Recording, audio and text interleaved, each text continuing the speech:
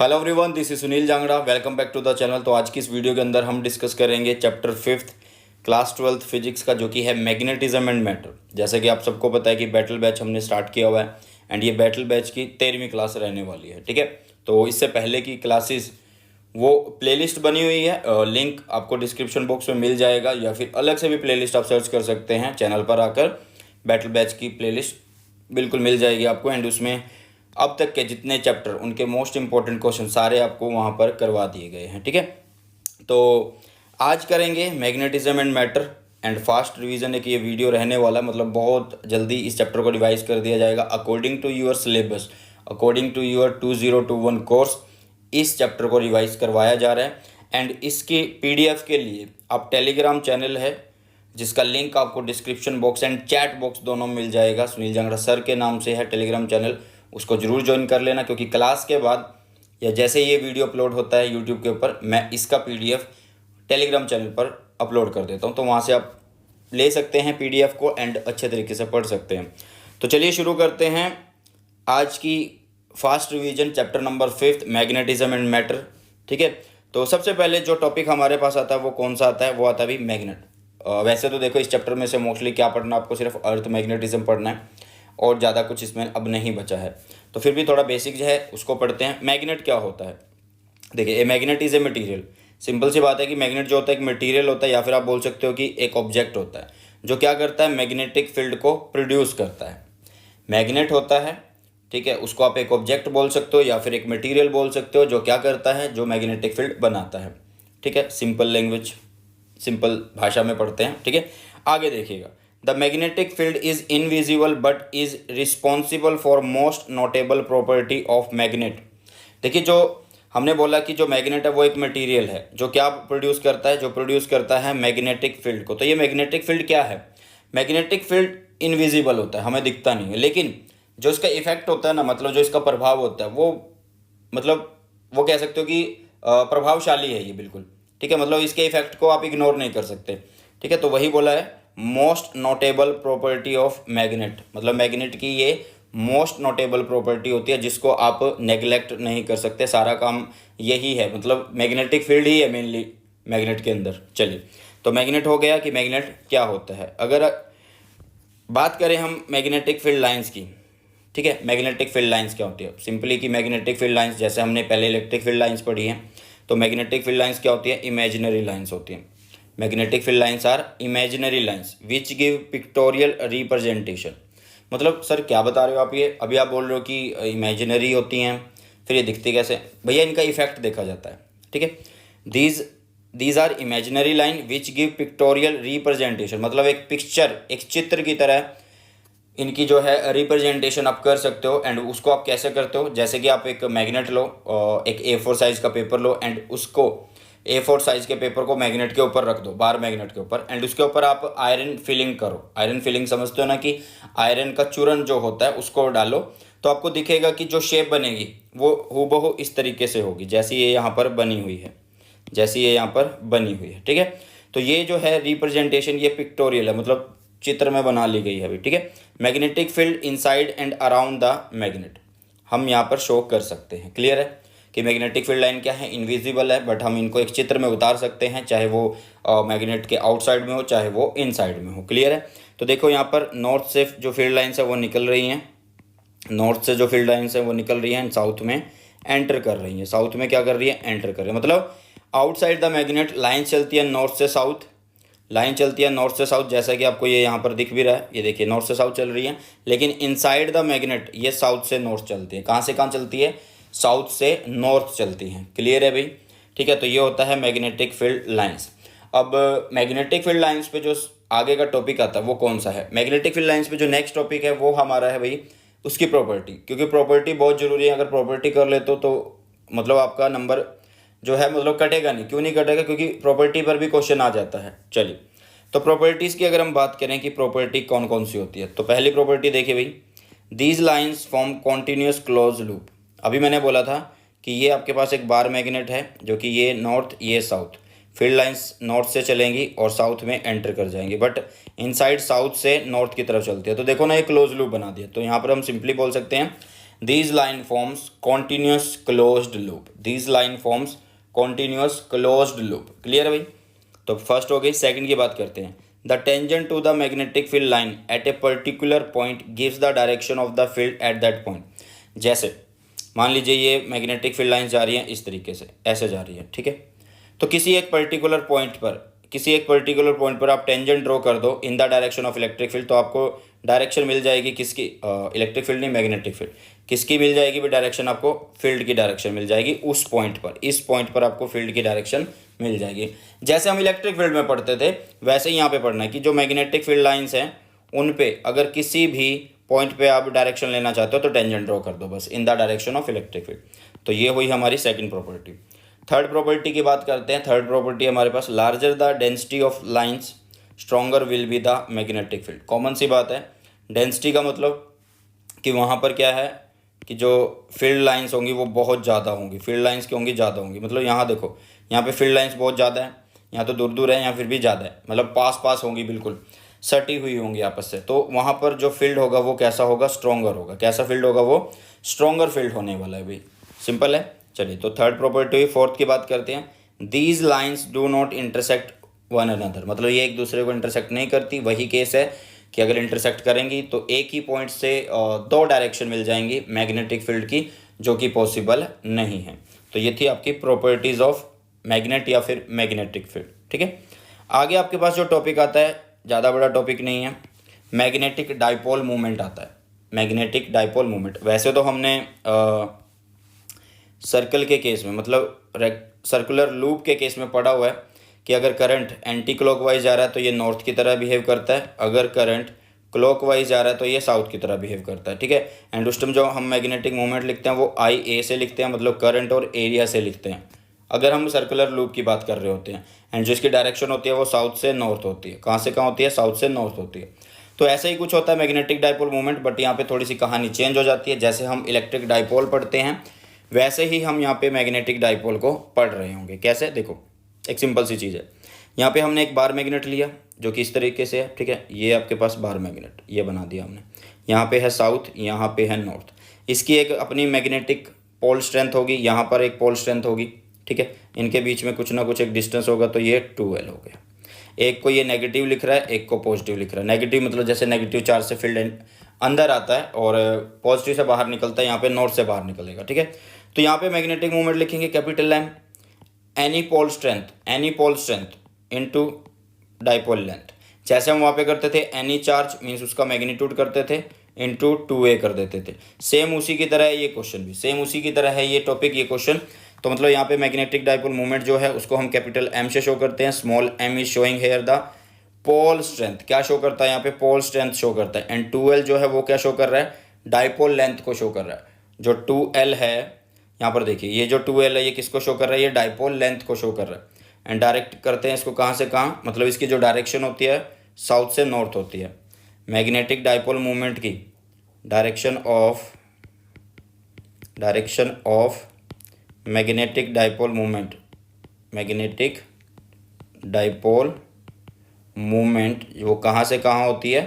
वो south to north होती है भाई। कहाँ से कहाँ होती है? साउथ से नॉर्थ होती है, ठीक है। तो ये सिंपल है, जैसे हमने पहले पढ़ा हुआ है इलेक्ट्रिक डाइपोल के केस में। एसआई यूनिट की अगर हम बात करें तो एसआई यूनिट देखिए एम्पियर मीटर स्क्वायर लिख सकते हो या फिर जूल पर टेस्ला लिख सकते हो। क्या लिख सकते हो? जूल पर टेस्ला। और ये कैसी क्वांटिटी होती है? एक डायरेक्शन है इसकी, क्योंकि ये साउथ से नॉर्थ चलता है। कहाँ से कहाँ चलता है? साउथ से नॉर्थ चलता है। तो इसकी जो हम बोल सकते हैं कौन सी क्वांटिटी है, ये एक वेक्टर क्वांटिटी है और डायरेक्शन साउथ से नॉर्थ होती है। क्लियर है? चलिए, तो ये हुआ आपका मैग्नेटिक डाइपोल मूवमेंट हुआ आपके पास। क्लियर? नेक्स्ट चलते हैं। ठीक है, नेक्स्ट जो टॉपिक है मैग्नेटिज्म एंड गोज लॉ है। हमने पहले पढ़ा हुआ है कि गोज लॉ क्या होता है, और हमने इलेक्ट्रिक फील्ड के केस में पढ़ लिया था कि गोज लॉ क्या होता है। E.ds होता है हमारे पास। E.ds is equal to Q by epsilon naught. And ये Q बाई एप्सिलॉन नॉट हम क्या बोलते थे? फ्लक्स बोलते थे, ठीक है। तो यहाँ पर हम क्या बोलते हैं? हम यहाँ पर इसको मैग्नेटिज्म की फॉर्म में लिखते हैं, मतलब मैग्नेटिक फील्ड को जब हम यूज कर रहे होंगे तो लिखते हैं। तो देखो हम क्या लिख रहे हैं यहाँ पे, क्लोज इंटीग्रेशन B.ds, ds मतलब del s is equal to 0 लिख रहे हैं। 0 क्यों लिख रहे हैं? ध्यान से देखिएगा। आपने यहाँ पर एक एरिया लिया।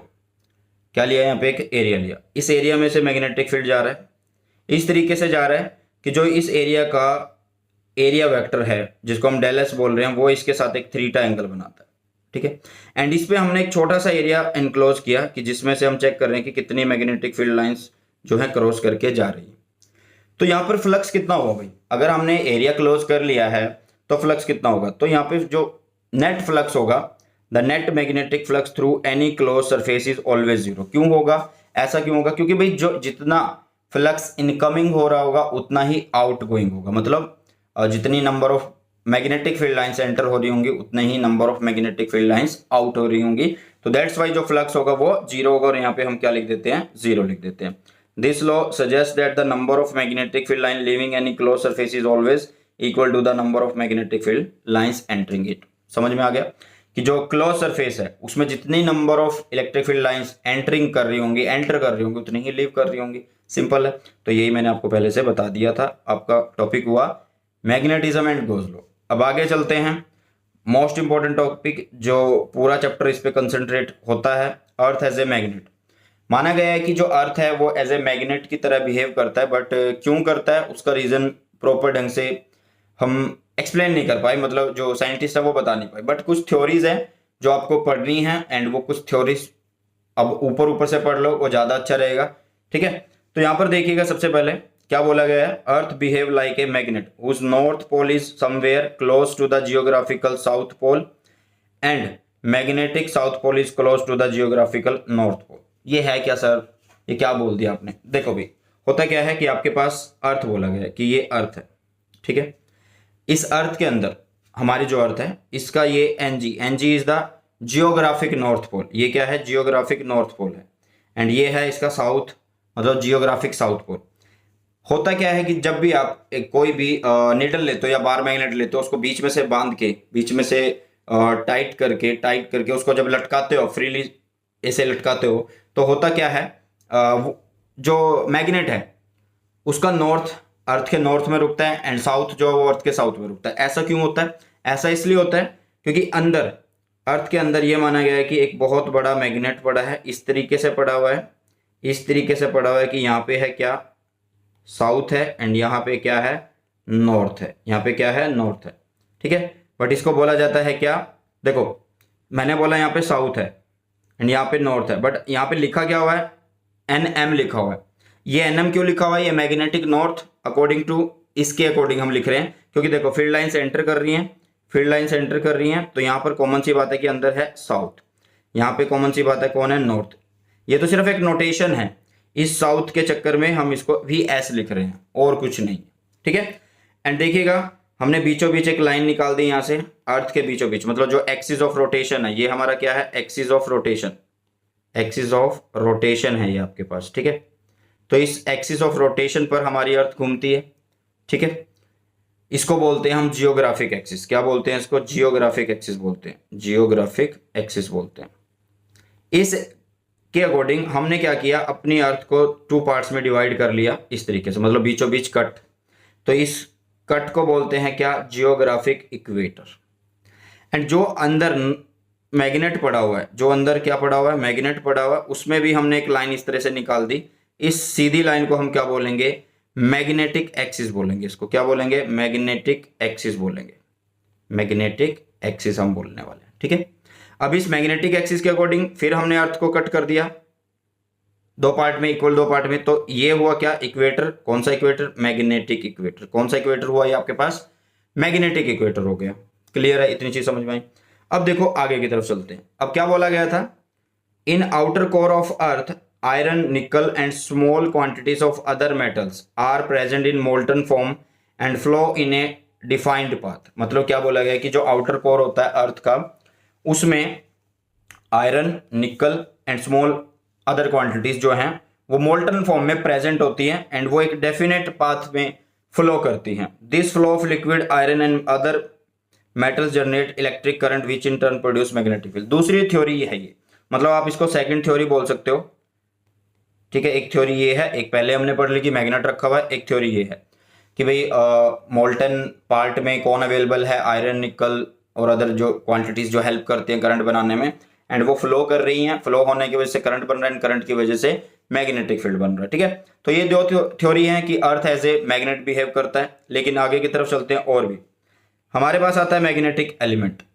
मैग्नेटिक एलिमेंट कौन कौन से हैं? एक तो आपके पास एंगल ऑफ डिक्लिनेशन और एक है मैग्नेटिक डिक्लिनेशन। बट उससे पहले हम यहाँ पे एक वर्ड लिख रहे हैं जियोग्राफिक मेरिडियन, एंड यहाँ पे लिख रहे हैं एक मैग्नेटिक मेरिडियन। इनको समझते हैं पहले। देखो देखो आपके पास जो ये एक्सिस है, ये वाला जो एक्सिस है, जिसको हम क्या बोलते हैं? जियोग्राफिक एक्सिस बोलते हैं। जिसको हम क्या बोलते हैं? जियोग्राफिक एक्सिस बोलते हैं। ठीक है, तो इस जियोग्राफिक एक्सिस में से मैंने एक वर्टिकल प्लेन निकाल दिया, इसके बीचों बीच एक प्लेन निकाल दिया, वर्टिकल प्लेन।